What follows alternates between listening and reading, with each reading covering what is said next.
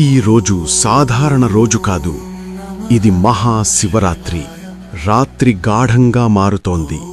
గంటల శబ్దం, ఢమరుక నాదం, ఓం నమః శివాయ నినాదం. ఈ రాత్రి ఎందుకు పవిత్రం?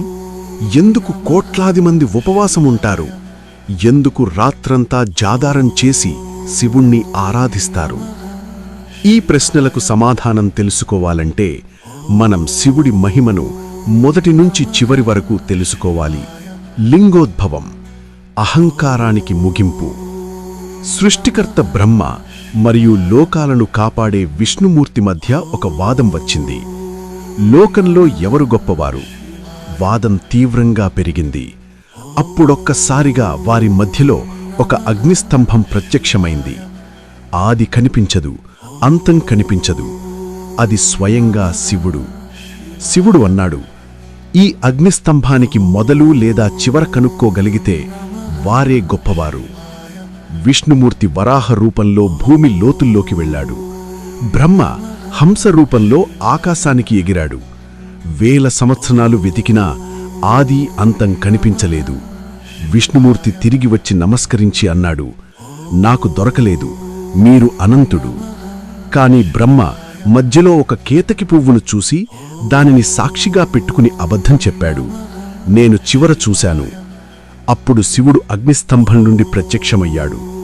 అతను బ్రహ్మను చూసి ఇలా అన్నాడు, అహంకారం, అబద్ధం ఇవి దేవుడికి తగవు. శివుడు బ్రహ్మకు శాపమిచ్చాడు, భూమిపై నీకు ఆలయాలు చాలా అరుదుగా ఉంటాయి. కేతకి పువ్వును శివార్చనలో వాడరాదు అని శపించాడు. విష్ణుమూర్తిని ఆశీర్వదించి అన్నాడు, నిజాయితీ నీ గొప్పతనం. ఇలా వాదం పూర్తిగా ముగిసింది. ఈ అగ్నిస్తంభంగా శివుడు ప్రత్యక్షమైన రాత్రినే లింగోద్భవం అంటారు. అందుకే మహాశివరాత్రి రోజున శివలింగానికి ప్రత్యేక పూజలు చేస్తారు. హాలాహల విషం, త్యాగమూర్తి. సముద్రమథనం జరిగింది. దేవతలు, రాక్షసులు అమృతం కోసం ప్రయత్నించారు. ముందుగా బయటకు వచ్చింది హాలాహల విషం. అది అంత భయంకరం, గాలి తాకినా ప్రాణాలు పోటాయి. అందరూ భయపడ్డారు. అప్పుడు శివుడు ముందుకు వచ్చాడు. లోకాలు కాపాడాలి అన్నాడు. ఆ విషాన్ని తాగాడు. పార్వతి వెంటనే ఆయన గొంతును పట్టుకుంది, విషం కిందికి వెళ్లకుండా. విషం గొంతులోనే ఆగిపోయింది. అందుకే ఆయన నీలకంఠుడు. ఈ త్యాగాన్ని స్మరించుకునే పవిత్ర రాత్రి కూడా మహాశివరాత్రే. సతీదేవి, దక్షయజ్ఞం పూర్తి కథ. సతీ దక్ష ప్రజాపతి కుమార్తె. సతి శివుణ్ణి ప్రేమించి వివాహం చేసుకుంది. కాని దక్షుడు అహంకారంతో నిండిపోయాడు. శివుడు రాజసం లేని యోగి, శ్మశానవాసి, పాములతో అలంకారం. దక్షుడు తట్టుకోలేక ఒక మహాయజ్ఞం ఏర్పాటు చేశాడు. అందరినీ పిలిచాడు. కాని తన కుమార్తె అల్లుడైన శివుణ్ణి పిలవలేదు. సతి విన్నది. శివుడు చెప్పాడు, పిలవని చోటికి వెళ్లకూడదు. సతి సమాధానమిచ్చింది, తండ్రి ఇంటికి పిలుపు అవసరమా? ఆమె వెళ్ళింది. అక్కడ దక్షుడు శివుణ్ణి అవమానించాడు. శ్మశానవాసి, అర్హత లేనివాడు అని అన్నాడు. సతి ఆ అవమానాన్ని భరించలేక యజ్ఞాగ్నిలో ప్రవేశించింది. అందుకే సామెత వచ్చింది, పిలవని పేరంటానికి వెళ్లకూడదు అని. శివుడు ఈ వార్త విని రుద్రతాండవం చేశాడు. తన జట నుండి జ్వాల తీసి భూమిపై కొట్టగా వీరభద్రుడు పుట్టాడు. వీరభద్రుడు యజ్ఞాన్ని ధ్వంసం చేశాడు. దక్షుడి తలను తెగదించాడు. దేవతల ప్రార్థనతో శివుడు శాంతించి దక్షుడికి మేకతల అమర్చి జీవమిచ్చాడు. కోపం తర్వాత క్షమ, ఇదే శివుని స్వభావం. పార్వతీ తపస్సు, ముని రూపంలో సంభాషణ. సతి మళ్లీ జన్మించింది, పార్వతిగా జన్మించింది. పార్వతి రాజకుమారి అయిన రాజసుఖాలను వదిలింది. అడవిలో కఠిన తపస్సు చేసింది. మొదట పండ్లు, తర్వాత ఆకులు, చివరకు గాలి మాత్రమే. శివుడు ఆమెను పరీక్షించడానికి ఒక వృద్ధ ముని రూపంలో వచ్చాడు.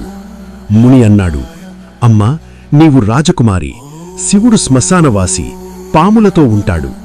అతనిలో ఏమి చూశావు? పార్వతి సమాధానమిచ్చింది, ఆయన శ్మశానవాసి కాదు, అహంకారం లేని యోగి. భస్మం ఆయన గుర్తు, ఈ శరీరం నశించేది అని. ఆయన వద్ద రాజ్యం లేకపోయినా ఆయన స్వయంగా జగత్తధిపతి. ముని చిరునవ్వు నవ్వి ఒక్క క్షణంలో శివుడిగా ప్రత్యక్షమయ్యాడు. నీ భక్తి నన్ను గెలిచింది అన్నాడు. వారి వివాహం దేవలోకంలో ఘనంగా జరిగింది. ఈ దివ్య కళ్యాణాన్ని మహాశివరాత్రి రోజున స్మరిస్తారు. వినాయకుడు క్షమకు ప్రతీక. గణేశ పార్వతి సృష్టించిన కుమారుడు. శివుడు తెలియక ఆయన తలను తెగదించాడు. పార్వతి దుఃఖించింది. శివుడు తన తప్పు గ్రహించి ఉత్తర దిశలో కనిపించిన మొదటి జంతువు తలను తెమ్మని వరమిచ్చాడు. అది ఏనుగు. ఏనుగు తల అమర్చి జీవమిచ్చాడు. ప్రతి శుభకార్యం ముందు నిన్నే పూజిస్తారు అని వరమిచ్చాడు. కుమారస్వామి షణ్ముఖుడు పూర్తి మహిమ, విస్తృత రూపం. తారకాసురుడు వరం పొందాడు, శివుని కుమారుడే నన్ను సంహరిస్తాడు అని. దేవతలు భయపడ్డారు. శివపార్వతుల వివాహం తర్వాత శివుని తేజస్సు నుండి ఒక దివ్య అగ్నికణం పుట్టింది. ఆ అగ్ని సాధారణం కాదు, అది పరమశక్తి. దేవతలు కూడా దాన్ని నేరుగా తట్టుకోలేకపోయారు. అది అగ్నిదేవునికి అప్పగించబడింది. అగ్ని దాన్ని గంగకు అందించింది. గంగ దాన్ని శరవణ సరస్సులో ఉంచింది. అక్కడ ఆ దివ్యశక్తి 6 భాగాలయ్యింది. 6 శిశువులుగా మారింది. ఆ 6 శిశువులను కృత్తిక దేవతలు ప్రేమతో పెంచారు. అందుకే ఆయనకు కార్తికేయుడు అనే పేరు వచ్చింది. పార్వతి ఆ 6 శిశువులను చూసి హృదయం కరిగిపోయింది. ఆమె ప్రేమతో వారిని ఆలింగనం చేసింది. అప్పుడే అద్భుతం జరిగింది. ఆ 6 శిశువులు ఒకటిగా కలిశాయి. కాని 6 ముఖాలు అలాగే నిలిచిపోయాయి. అందుకే ఆయనకు షణ్ముఖుడు అనే పేరు వచ్చింది. షణ్ అంటే 6, ముఖ అంటే ముఖాలు. 6 ముఖాలు సూచించేది జ్ఞానం, సత్యాన్ని తెలుసుకోవడం, ధైర్యం, భయాన్ని జయించడం, కరుణ, అందరినీ రక్షించడం, శక్తి, అధర్మాన్ని ఎదుర్కొనడం, విజయం, ధర్మం గెలవడం, రక్షణ, భక్తులను కాపాడడం. ఆయన వాహనం నెమలి. నెమలి అహంకారాన్ని జయించిన చిహ్నం. ఆయన ఆయుధం శక్తి ఆయుధం అంటే వేల్. అది జ్ఞానశక్తికి ప్రతీక. కుమారస్వామి దేవసేనాధిపతి అయ్యాడు. తారకాసుర వధ, ధర్మ విజయం, పూర్తి విస్తరణం. తారకాసురుడు వరం పొందిన తర్వాత అతని అహంకారం పెరిగిపోయింది. అతను దేవలోకాలను ఆక్రమించాడు. దేవతలు ఓడిపోయారు. యజ్ఞాలు ఆగిపోయాయి. ఋషులు భయపడ్డారు. భూమిపై ధర్మం తగ్గిపోయింది. దేవతలు కలిసి కుమారస్వామిని ప్రార్థించారు, లోకాలను కాపాడండి. కుమారస్వామి ప్రశాంతంగా అన్నాడు, ధర్మం కోసం యుద్ధం పవిత్రం. యుద్ధానికి సిద్ధమయ్యాడు. ఆకాశంలో మేఘాలు గర్జించాయి. భూమి కంపించింది. తారకాసురుడు నవ్వుతూ అన్నాడు, నీవు చిన్నవాడివి, నన్ను జయించలేవు. కుమారస్వామి సమాధానమిచ్చాడు, వయస్సు కాదు, ధర్మమే శక్తి. యుద్ధం ప్రారంభమైంది. తారకాసురుడు మాయాస్త్రాలు వదిలాడు. అగ్నివర్షం కురిసింది. పర్వతాలు విరిగిపోయాయి. కుమారస్వామి తన 6 ముఖాలతో 6 దిక్షులను గమనించాడు. ప్రతి దాడిని అడ్డుకున్నాడు. తారకాసురుడు మరింత కోపంతో గర్జించాడు.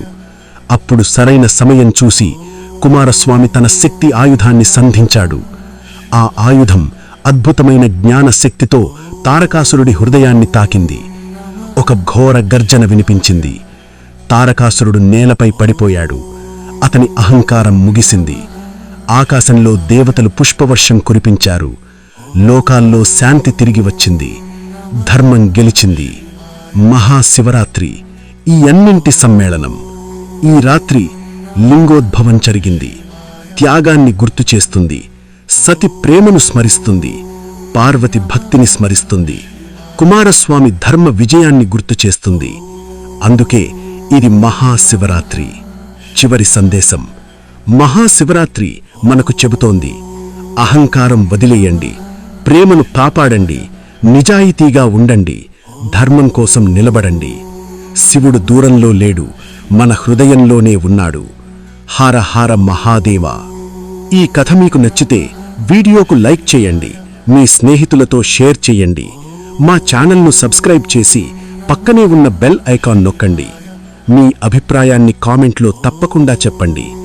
మీ భక్తి, మీ మద్దతు మా ప్రేరణ. హర హర మహాదేవ.